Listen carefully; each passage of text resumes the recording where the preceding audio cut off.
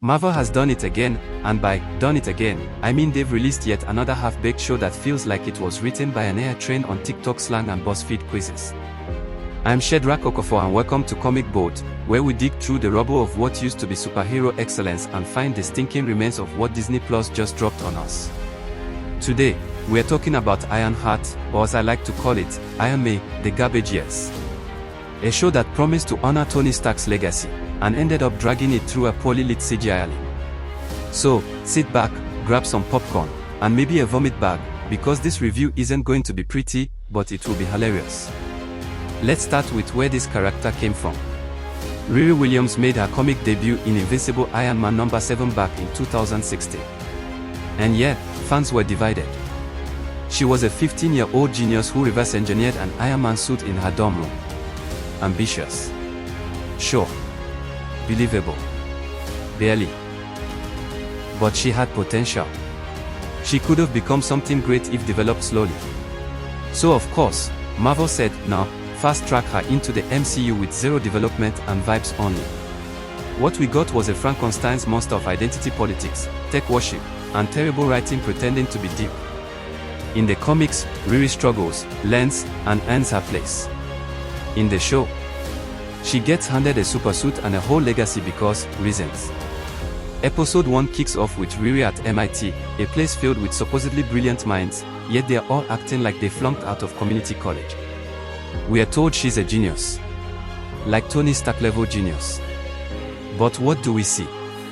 Her building an Iron Man suit in a garage, using scrap metal and vibes. This thing looks like it was borrowed from a Power Rangers villain, covered in duct tape, and held together by broken dreams. And don't even get me started on the writing. It's like someone took the worst lines from Twitter threads and jammed them into a screenplay. I ain't Iron Man. I'm Iron Me, boo. Please. Just stop. Iron Me. Is that the title or a cry for help? Episode 2 tries to get deep.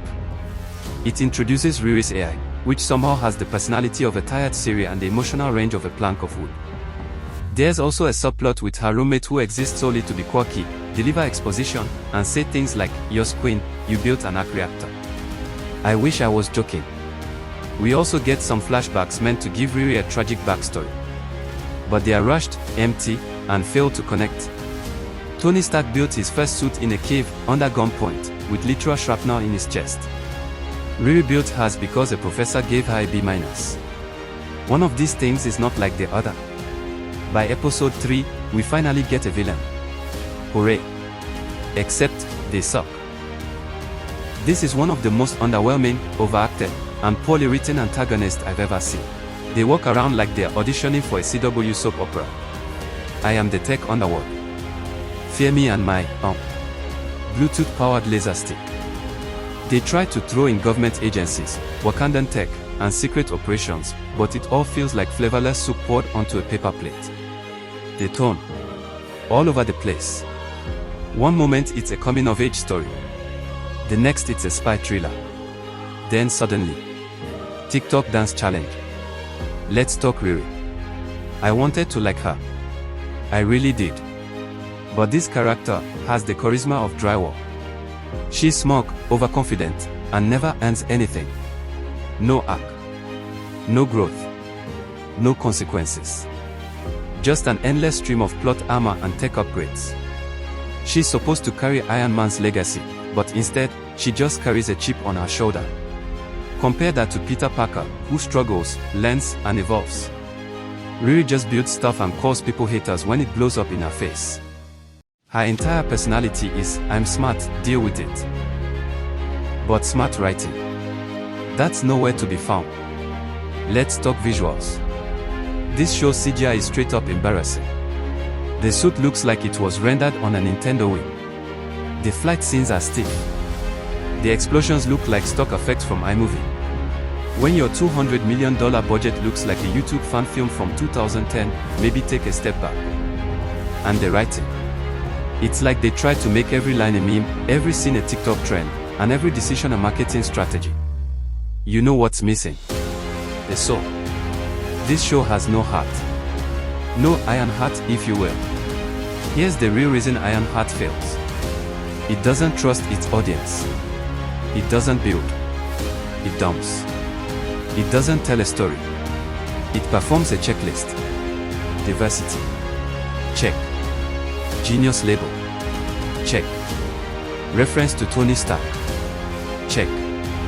But a real, relatable, layered character? No. Sorry.